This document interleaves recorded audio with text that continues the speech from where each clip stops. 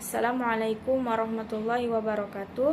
Baiklah, perkenalkan nama saya Manisa Rasti Amanda Putri, NIM 2223210059, kelas 2C, Prodi Pendidikan Agama Islam. Izin mengumpulkan tugas UAS Al-Quran Hadis. Berikut soal dan jawabannya. Yang pertama, apa yang Anda ketahui tentang sejarah dan perkembangan hadis? Jelaskan dan berikan contoh. Sejarah dan perkembangan hadis merujuk pada proses pengumpulan, penulisan, dan penyebaran hadis dalam agama Islam. Hadis adalah pengumpulan perkataan, perbuatan, atau persetujuan dari Nabi Muhammad SAW yang menjadi sumber. Hukum kedua dalam Islam setelah Al-Quran. Awal mula perkembangan hadis dimulai saat kehidupan Nabi Muhammad SAW. Pada masa itu, hadis diterima sebagian besar oleh para sahabat Nabi yang menyaksikan langsung kata atau tindakan beliau. Namun, setelah wafatnya Nabi, begitu banyak hadis yang masih disimpan dalam bentuk lisan. Inilah yang kemudian menjadi awal mulanya perlu adanya penulisan hadis untuk mencegah terjadinya distori atau perubahan dalam penyebaran dan interpretasi hadis. Perkembangan hadis mencapai puncaknya pada abad ketiga Hijriyah atau sekitar abad ke-9 Masehi. Pada saat itu, berbagai perawatan dan metodologi dalam pengumpulan dan penulisan hadis mulai dipraktikkan oleh para ulama hadis. Beberapa tokoh penting dalam perkembangan hadis diantaranya Imam Bukhari, Imam Muslim, Imam Abu Daud, dan Imam Tirmizi. Pada masa itu, para ulama hadis membuat kriteria ketat untuk menilai otentisitas hadis, seperti menelusuri rantai sanad atau periwayatan hadis dan memeriksa integritas perawi hadis. Mereka merawat hadis yang telah melewati tes kredibilitas dan menyusun koleksi hadis yang dikenal sebagai kitab hadis. Contoh dari kitab hadis tersebut adalah Sahih Bukhari dan Sahih Muslim, yang dianggap sebagai koleksi hadis paling sahih oleh umat Islam dalam perkembangannya. Hadis juga mengalami distori dan pemalsuan. Beberapa ulama seperti Imam Bukhari mencurahkan banyak waktu dan usaha untuk mengidentifikasi hadis palsu atau lemah agar dapat memproteksi ajaran Islam dari pemalsuan. Peran dan pentingnya hadis dalam Islam adalah sebagai rujukan setelah Al-Quran untuk memahami ajaran Islam dengan lebih komprehensif.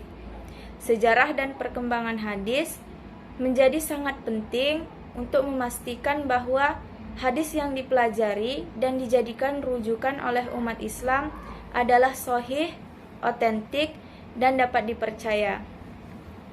Soal yang kedua, apa yang Anda ketahui tentang teori studi sanad hadis? Jelaskan dan berikan contoh. Teori studi sanad hadis adalah salah satu metode yang digunakan untuk menganalisis keaslian dan kredibilitas hadis dalam agama Islam. Studi sanad hadis bertujuan untuk melacak rantai penyebaran hadis dari generasi ke generasi, memeriksa integritas para perawi hadis, dan menentukan apakah hadis tersebut dapat diterima atau tidak. Contohnya, dari Abu Hurairah radhiyallahu anhu menyatakan bahwa Nabi Muhammad SAW bersabda, orang yang masuk surga itu selalu berada dalam kenikmatan tanpa ada kesedihan. Pakaiannya tidak pernah kusut dan senantiasa awet muda. Hadis riwayat Imam Muslim. Sanad hadis tersebut adalah Abu Hurairah yang langsung mendengar sabda Rasulullah. Kemudian sabda tersebut diriwayatkan oleh Imam Muslim, sedangkan matan hadis tersebut adalah orang yang masuk surga itu selain berada dalam kenikmatan tanpa kesedihan, pakaiannya tidak pernah kusut, dan sementara awet muda. Dari menggunakan teori studi sanad hadis, ulama hadis dapat mengevaluasi dan menyaring hadis-hadis otentik dan yang palsu atau lemah, sehingga memastikan bahwa hadis yang dipelajari oleh umat Islam adalah memiliki dasar yang kuat. Soal yang ketiga, apa yang Anda ketahui tentang teori matan hadis? Jelaskan dan berikan contoh.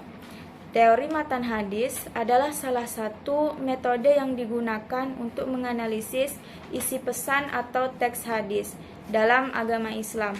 Tujuannya adalah untuk memeriksa kebenaran, konsistensi, dan kecocokan hadis dengan prinsip-prinsip agama Islam secara keseluruhan. Contoh penerapan teori matan hadis: sebaik-baiknya amal adalah yang dilakukan dengan baik, walaupun sedikit. Dalam menganalisis hadis ini, menggunakan teori matan hadis yang kesesuaian dengan prinsip Islam. Hadis ini sesuai dengan prinsip-prinsip yang menekankan pentingnya melakukan amal dengan baik, meskipun dengan jumlah yang sedikit. Konteks dan makna hadis ini mengajarkan bahwa kualitas suatu amal lebih penting daripada jumlahnya. Pesan ini menekankan bahwa lebih baik melakukan amal kecil dengan baik dibandingkan dengan banyak amal yang dilakukan tanpa kualitas. Pesan kritis hadis ini memberikan pesan kritis tentang pentingnya melakukan amal dengan baik dan kualitas yang tinggi. Dengan menggunakan teori matan hadis, para ulama dan peneliti dapat menganalisis dan memahami isi pesan dalam hadis. Tujuan yang ingin disampaikan oleh Nabi Muhammad SAW dengan hadis tersebut, serta menegaskan dengan kecocokan dan referensi hadis serta menegaskan kebenaran dalam konteks agama Islam secara keseluruhan. Mungkin hanya itu saja. Wassalamualaikum warahmatullahi wabarakatuh.